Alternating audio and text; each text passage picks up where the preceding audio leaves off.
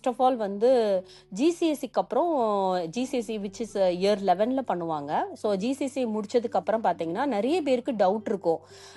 என்ன மாதிரி career choose பண்ணலாம், எது சூஸ் பண்ணால் பெட்டராக இருக்கும் அப்படின்னு ஒரு டவுட்டாகவே இருக்கும்.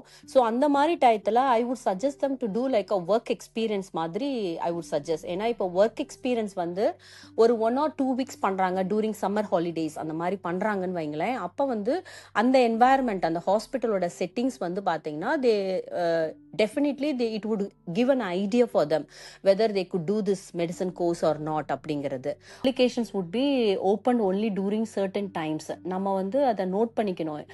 அப்போ அந்த டயத்தில் அப்ளிகேஷன் இமீடியட்டாக ஃபில் பண்ணி நம்ம அவங்களுக்கு அனுப்பணும்.